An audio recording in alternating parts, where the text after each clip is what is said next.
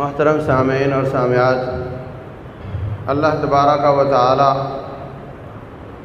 کی یاد، اس کی محبت کائنات کے تمام لوگوں سے زیادہ ہونی چاہیے، اس لیے کہ ایک وقت آئے گا کہ جن جن سے آپ محبت کرتے ہیں وہ سب بیزار ہو جائیں گے۔ اس وقت محبت کام آئے گی تو اللہ تبارک و تعالی کی اور اس کے رسول صلی اللہ علیہ وسلم کی۔ قیامت والے دن سب کو اللہ کے دربار میں پیش ہونا پڑے گا۔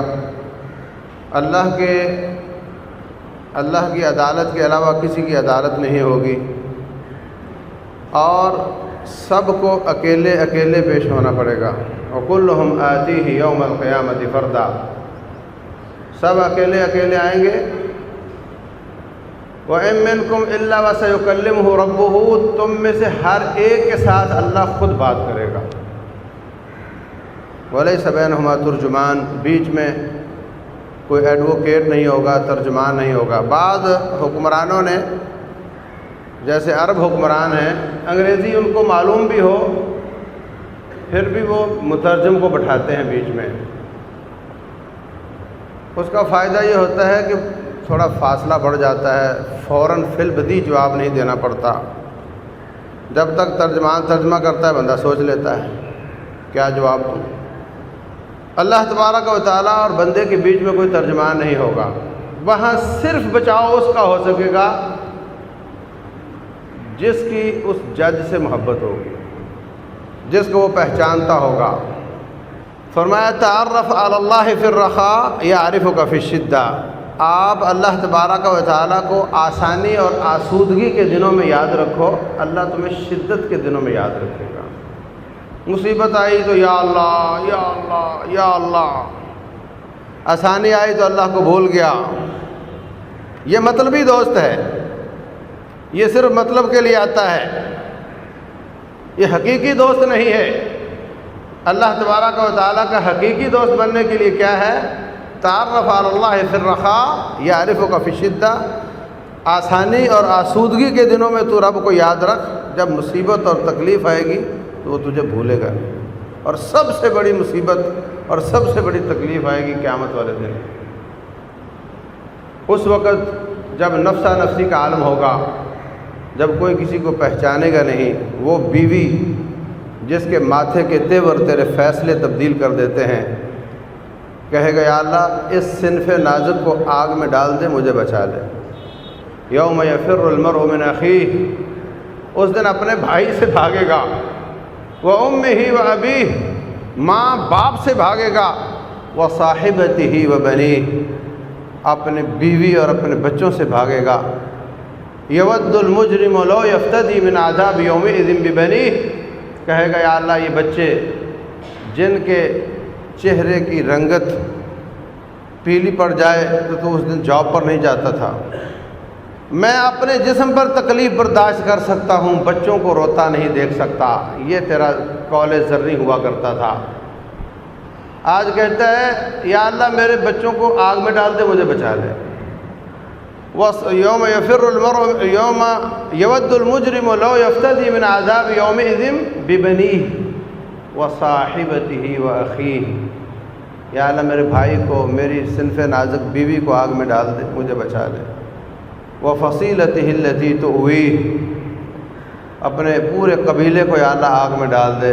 وَمَنْ فِي الْأَرْضِ جَمِيعًا ثُمَّ يُنْجِيهِ، ساری دنیا کو آگ میں ڈال دے، مجھے بچا لے۔ جواب کیا ملے گا؟ کَلَّا إِنَّهَا لَظَىٰ، خبردار یہ آگ ہے، نَزَّاعَةً لِلشَّوَىٰ، چمڑی ادھیڑ دیتی ہے۔ تدعو من ادبر وتولیٰ، جو دنیا میں منہ پھیر کر چلا جاتا تھا آج اس کو پکارتی ہے۔ وجمع فاوعى، مال جمع کر کر کے گن گن کر رکھتا تھا، اور اس کو جہاں رب الجلال کا حکم ہے وہاں خرچ نہیں کرتا تھا، آج ان کو آگ نام لے کر بلا رہی ہے۔ تو یہ سب سے بڑی مصیبت ہوگی قیامت والے دن۔ اس دن جس نے اس جہان میں اللہ کو یاد رکھا ہوگا، اللہ اس دن تجھے یاد رکھے گا۔ جس نے اس جہان میں اللہ تبارک و تعالیٰ سے دوستی لگائی ہوگی، اللہ تبارک و تعالیٰ اس دن اپنی وفا پیش کرے گا۔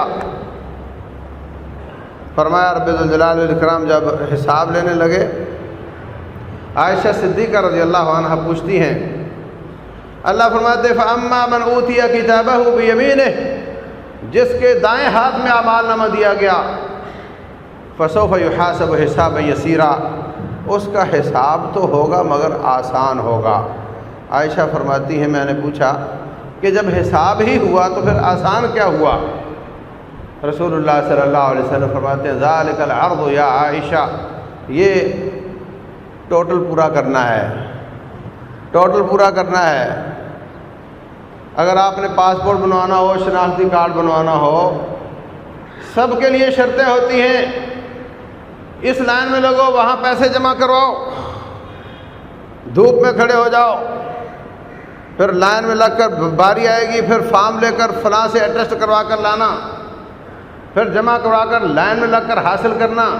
تو جب ذمہ دار ہو جاننے والا تو پھر ٹوٹل پورا کیا جاتا ہے، تو ٹھیک ہے یہ چیزیں ضروری چلاؤ۔ اور جب جاننے والا نہیں ہوتا تو اس کی کھال ادھیڑ دی جاتی ہے۔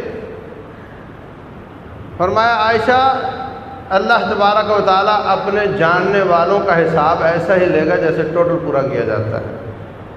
اللہ پوچھے گا سنا بندے، پہلی بات تو یہ کہ ساری کائنات دیکھ رہی ہے، رب ذوالجلال فیصلے کر رہا ہے، اس کے فیصلے ہوتے وقت اللہ تعالیٰ پردہ لگا دے گا، میرے بندے کا حساب ہے، میرا دوست ہے، میں اپنے دوستوں کو ذلیل نہیں کرنا چاہتا۔ کوئی نہ دیکھے، کوئی نہ سنے کہ ہم کیا بات کرتے ہیں، پردہ لگا دیا۔ اب اللہ پوچھتا ہے سنا بندے یہ کام کرتے رہے ہو؟ بندہ کہے گا یا اللہ بالکل یہ میرے سے ہو گئے، یہ گناہ میں نے کیے ہیں۔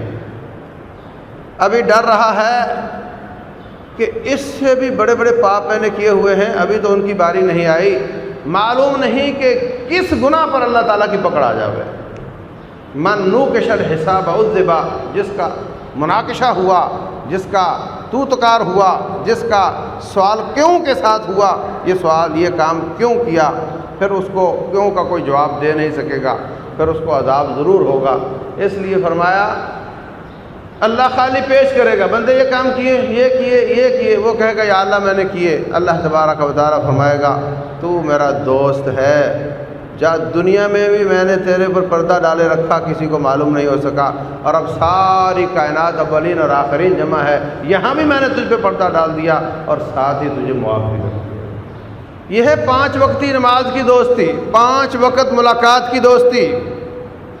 بعض لوگوں کی دوستی ہوتی ہے 24 گھنٹے کی، وہ کیسے؟ 5 وقت نمازوں سے پہلے بھی، نمازوں کے بعد بھی، نفل سنتیں، ذکر، اذکار۔ بازار میں گیا تو اللہ کو یاد کرتا ہے، بازار سے نکلا تو اللہ کو یاد کرتا ہے، واش روم میں گیا تو اللہ کو یاد کرتا ہے، نکلا تو پھر یاد کرتا ہے۔ یہ گہری دوستی ہوتی ہے۔ اللہ اکبر۔ سوتے وقت اللہ کو یاد کر کے سویا، لوگ تھکے ہوئے دھڑام سے گرے سو گئے، مطالعہ کرتے کرتے سو گئے، بچہ کتاب پڑھتے پڑھتے سو گیا، اماں نے کتاب پکڑ کر رکھ دی اور اس کو لٹا دیا۔ یہ نہیں، سونا بھی ایک کام ہے، اس کے لیے اہتمام ہے۔ اٹھے، برش کرے، مسواک کرے، وضو کرے، سورہ ملک سجدہ کی تلاوت کرے، آخری 3 کل کا اپنے آپ کو دم کرے، آیت الکرسی پڑھے، سونے کے اذکار کرے، سیدھے پہلو پر سوئے۔ اب سو گیا، آدھی رات میں پہلو لے رہا تھا کہ آنکھ کھل گئی، ہو جاتا ہے کبھی، بڑی عمر میں زیادہ ہوتا ہے، چھوٹی عمر میں تھوڑا ہوتا ہے۔ سوتے میں تھوڑی سی آنکھ کھل گئی، پہلو لیتے لیتے تھوڑی سی ہوش آئی، کہتا ہے لا الہ الا اللہ وحدہ لا شریک لہ لہ الملک و لہ الحمد وہو علی کل شیء قدیر سبحان اللہ والحمد للہ ولا الہ الا اللہ واللہ اکبر ولا حول ولا قوۃ الا باللہ العلی العظیم۔ اللہ تعالیٰ اتنا خوش ہوتا ہے کہ ابھی مجھے یاد کرتا کرتا سویا تھا اور ابھی تھوڑی سی ہوش آئی ہے تو میں ہی اس کو یاد آیا ہوں۔ جا بندے، اب جو مانگے گا تجھے دوں گا۔ یہ دعا پڑھنے کے بعد اچانک اٹھنے والا جو مانگے اللہ تبارک و تعالیٰ اس کی دعا قبول کرتا ہے۔ اللہ اکبر. اللہ کے دین کے کام کے لیے مجھے ایک دفعہ 1.5 لاکھ روپے چاہیے تھا، بڑا پریشان. اسی طرح رات اٹھا، اچانک یہ دعا پڑھ کر میں نے کہا یا اللہ 1.5 لاکھ دے دے. صبح ایک صاحب آیا 1.5 لاکھ روپے دے گیا. پھر سو گیا، پھر اٹھا تہجد پڑھنے کے لیے، پھر وہ دعائیں پڑھ رہا ہے الحمدللہ الذی احیانی بعد ما اماتنی والیہ النشور. پھر اللہ کو یاد کر رہا ہے، پھر سورہ آل عمران کی آخری آیات پڑھ رہا ہے، پھر وضو کر کے اللہ تبارک و تعالیٰ کے سامنے کھڑا ہو جاتا ہے، راز و نیاز کرتا ہے، گڑ گڑاتا ہے، سجدے میں لمبے لمبے سجدے اللہ تبارک و تعالیٰ کو یاد کرتا ہے، اس سے دوستی لگاتا ہے. صبح ہوئی، صبح کے اذکار کرتا ہے. واش روم میں گیا، بسم اللہ پڑھ کر جاتا ہے، دعا مانگ کر جاتا ہے. باہر نکلا، غفرانک کہتا ہے. غفرانک کا ترجمہ بتاؤں آپ کو؟ غفرانک کا لغوی ترجمہ یہ ہے سوری. جس طرح آپ کہتے ہیں سوری کہ یا اللہ سویا تھا تو تجھے یاد کرتے، اٹھا تھا تو تجھے یاد کرتے، بیچ میں بھی تجھے یاد کرتا رہا، ہر وقت ہی یاد کرتا رہا. اب باتھ روم میں جا کر تو نے منع کیا ہوا ہے، وہاں تجھے یاد نہیں کر سکتا تھا، یہ تھوڑا وقت 10 منٹ میرے تیری یاد کے بغیر گزر گئے، سوری، میں اس پر معذرت کرتا ہوں. پھر اپنے کام پر نکل گیا. بازار گیا تو بازار کے ذکر کیے، بازار کی دعا پڑھی. گاڑی میں بیٹھا تو گاڑی کی دعا پڑھی. کام کیا تو حلال کا کیا، حرام سے بچا، سود کاری سے بچا، ملاوٹ، کم تولنا، جھوٹ بولنا، ان سے بچنے کی کوشش کی. واپس آیا، بیچ میں بھی نمازیں پڑھتا رہا. شام ہوئی، شام کے اذکار کیے. گھر آیا، دعا پڑھ کر اندر داخل ہوا. کھانا کھایا تو اللہ کا نام لے کر کھانا کھایا. کھانا کھایا تو اللہ تبارک و تعالیٰ کی تعریف کی کہ اللہ تیرا شکر ہے تو نے مجھے کھانا کھلایا. اس کی دوستی زیادہ گہری ہو جاتی ہے. بیچ میں اللہ تبارک و تعالیٰ کی جناب میں کوئی نقصان کر بیٹھا، گناہ کر بیٹھا، توبہ کی، توبہ کر کے روتا گڑ گڑاتا رہا، اللہ نے معاف کر دیا، اس کو یقین نہیں آتا، یہ اور توبہ کرتا چلا جاتا ہے، یہ اور نیکیاں اپنی بڑھاتا چلا جاتا ہے، کہیں میرا وہ گناہ معاف ہو گیا ہو.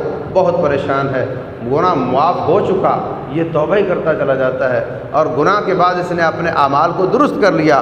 اللہ اکبر. اس کی دوستی اتنی گہری ہے رب الجلال کے ساتھ، جب اس کا حساب ہوگا اللہ تبارک و تعالیٰ پردہ لگا دے گا. اللہ تبارک و تعالیٰ اس کا حساب لے گا، خالی گناہوں کو پیش کرے گا، یہ ایڈمٹ کرے گا، مان لے گا، اقرار کرے گا، اعتراف کرے گا. ابھی پریشان ہے کہ میرے بڑے بڑے جرم ایسے ہیں جو میں نے کیے ہیں اور ابھی تک اللہ تعالیٰ نے وہ نہیں پوچھے، جب ان کی باری آئے گی تو میرا کیا بنے گا. بڑا پریشان ہے.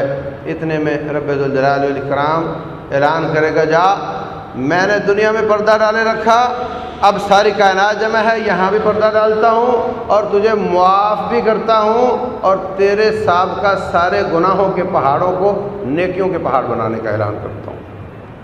الا من تاب وآمن وعمل عملا صالحا فاولئک یبدل اللہ سیئاتہم حسنات. ان کے گناہوں کو اللہ تعالیٰ نیکیاں بنا دے گا. اللہ اکبر. یہ کوئی پہچاننا کہ کس کے گناہوں کو نیکیاں بنائے گا، کس کے گناہوں کو نہیں بنائے گا، یہ کوئی مشکل کام نہیں ہے. جس نے اس جہان میں اپنے گناہوں کو نیکیاں بنا لیا، اس کے اس جہان میں بھی بن جائیں گے، اور جس نے اس جہان میں گناہوں پر اور گناہ چڑھانے شروع کیے، اس کے نہیں بنے گے. اس وقت میں گناہ کیا کرتا تھا، آج میں اس وقت میں نیکی کرتا ہوں، میں نے اپنے گناہ کو نیکی بنایا، اللہ تبارک و تعالیٰ تیرے پچھلے گناہوں کو بھی نیکیاں بنا دے گا. تو یہ اللہ تعالیٰ کی یاد اور ذکر کی دوستی، یہ ایسی دوستی ہے کہ جب قیامت والے دن جائے گا اللہ کے دربار میں، وَهُم مِّن فَزَعٍ يَوْمَئِذٍ آمِنُونَ، یہ اس دن کی پریشانیوں سے محفوظ ہوگا. لوگوں کو بہت پریشانی ہے، لوگ اپنے دودھ پیتے بچوں کو چھوڑ کر پھینک کر بھاگ رہے ہیں.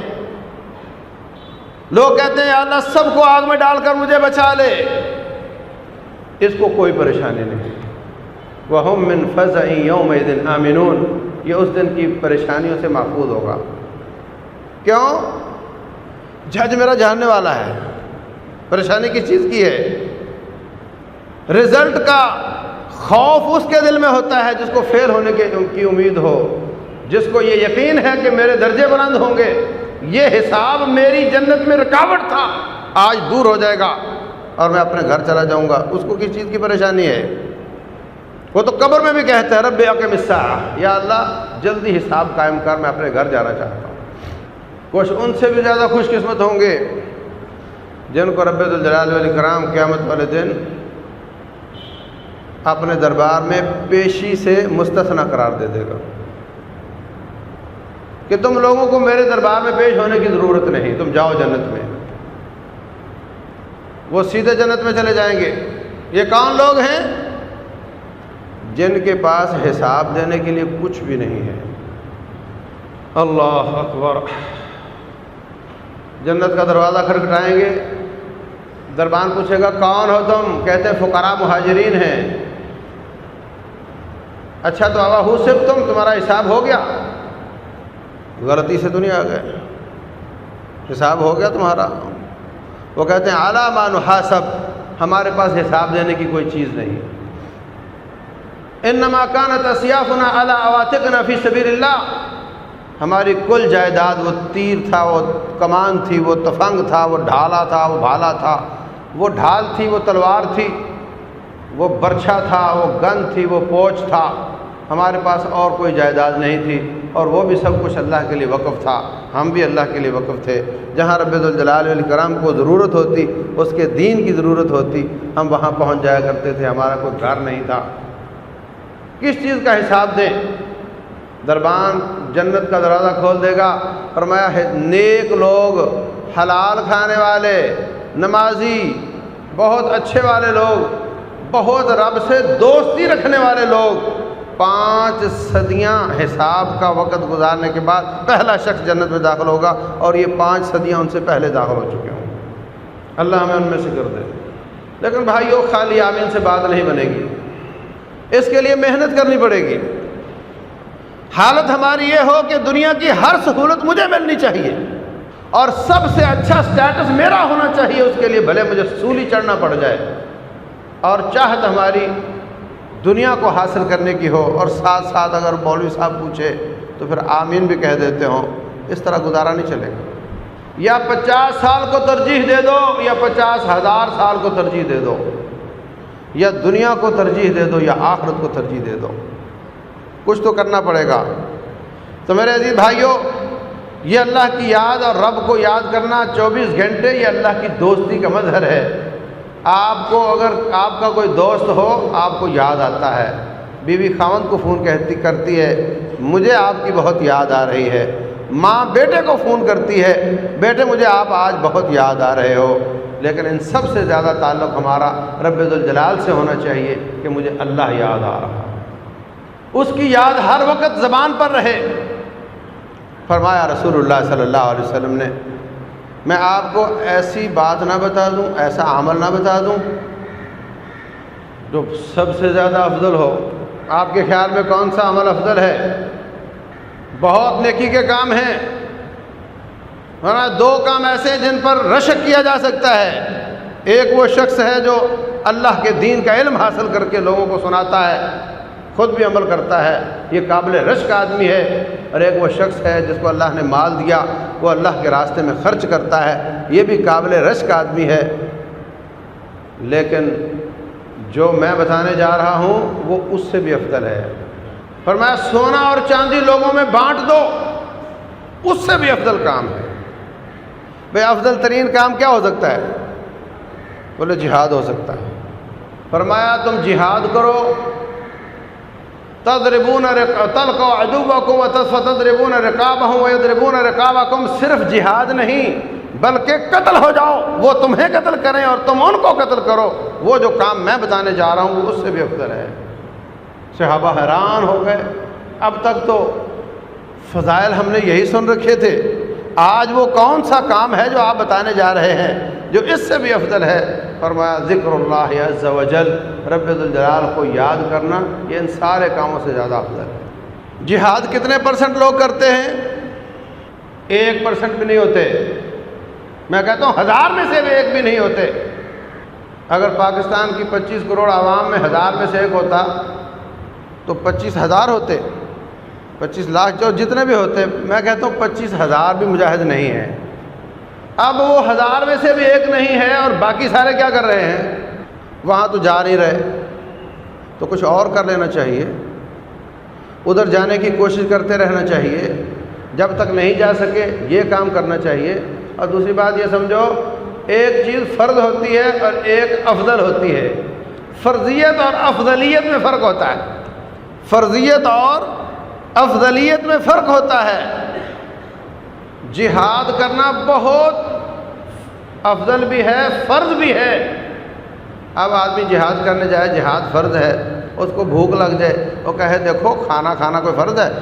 جہاد فرض ہے، لہذا کھانا نہ کھاؤ اور جہاد کرو. ہو سکتا ہے بھی وہ افضل ہے، وہ فرض بھی ہے، لیکن روٹی تو کھانی پڑتی ہے. بولے کھانا پیشاب آیا ہوا ہے مگر یہ کام کو ضروری ہے، اصل تو جہاد فرض ہے. ایسا نہیں ہوتا.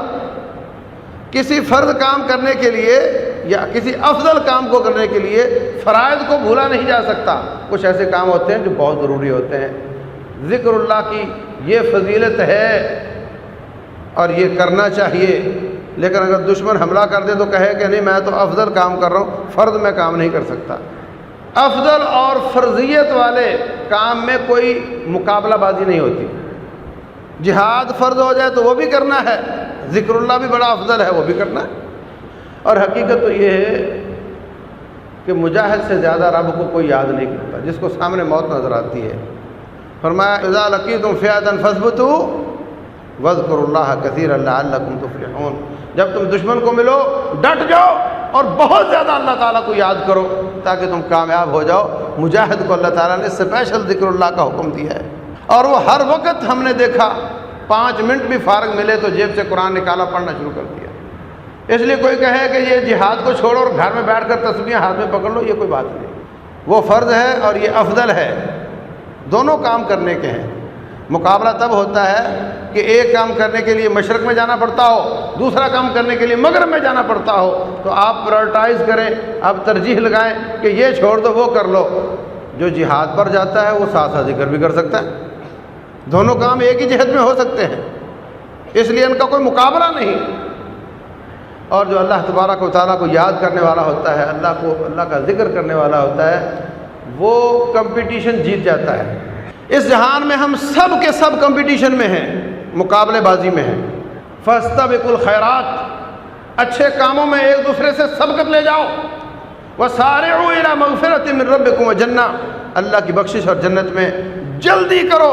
وسابقوا الی مغفرۃ من ربکم وجنہ، اللہ کی جنت کے کاموں میں، بخشش کے کاموں میں ایک دوسرے سے سبقت لے جاؤ. مقابلہ بازی یہ اس دنیا میں جیسے دین میں جس طرح دنیا میں مسابقت بازی ہے، کمپٹیشن ہے، ایسے ہی دین میں بھی کمپٹیشن ہے. صحابہ کرام اس کمپٹیشن کا حصہ اپنے آپ کو سمجھا کرتے تھے اور اس مقابلے بازی میں آگے بڑھنے کی کوشش کیا کرتے تھے. ایک صاحب سارا مال گھر کا لے کر آ گیا، دوسرا آدھا مال لے کر آ گیا. کہا آج کے بعد میں اس بزرگ کا مقابلہ نہیں کر سکتا. مقابلہ بازی تھی ان کے دلوں میں. جو لوگ غریب تھے وہ آ گئے رسول اللہ صلی اللہ علیہ وسلم کے پاس. اے اللہ کے رسول علیہ السلام، آپ ہمیں مسابقہ بازی، ایک دوسرے کا مقابلہ، کمپٹیشن، آگے بڑھنا اس کا تو فرماتے رہتے ہیں، لیکن ہم کیا کریں؟ یہ پیسے والے پیسہ خرچ کر کے ہم سے آگے نکل جاتے ہیں. اب ہمارے پاس ہے نہیں، کیا کریں؟ رسول اللہ صلی اللہ علیہ وسلم نے کیا فرمایا؟ فرمایا میں آپ کو ایک ایسی راز کی بات بتاتا ہوں جو کام کرنے سے نہ صرف تم جتنا قدر پیسے والے، صدقہ کرنے والے آپ سے آگے بڑھ چکے ہیں وہ کسر بھی پوری کر لو گے، بلکہ ان سے آگے بھی بڑھ جاؤ گے. ہاں تو بتائیے، فرمائیے کیا ہے؟ فرمایا تم سبحان اللہ، الحمدللہ، اللہ اکبر پڑھا کرو. انہوں نے پڑھنا شروع کر دیا. ایک دن پھر آئے، کہنے لگے جی ہمارے بھائیوں کو پتہ چل گیا ہے اور انہوں نے بھی یہی کام شروع کر دیا ہے، تو اب ہم کیسے مقابلہ کریں؟ فرمایا ذالک فضل اللہ یؤتیہ من یشاء، یہ تو پھر اللہ کا فضل ہے جس کو اللہ دیتا ہے. مال فضل کہلاتا ہے جب وہ اللہ کے لیے ہو، اور مال فتنہ کہلاتا ہے جب وہ دنیا کے لیے ہو. فرمایا مال سے بڑا فتنہ کوئی نہیں.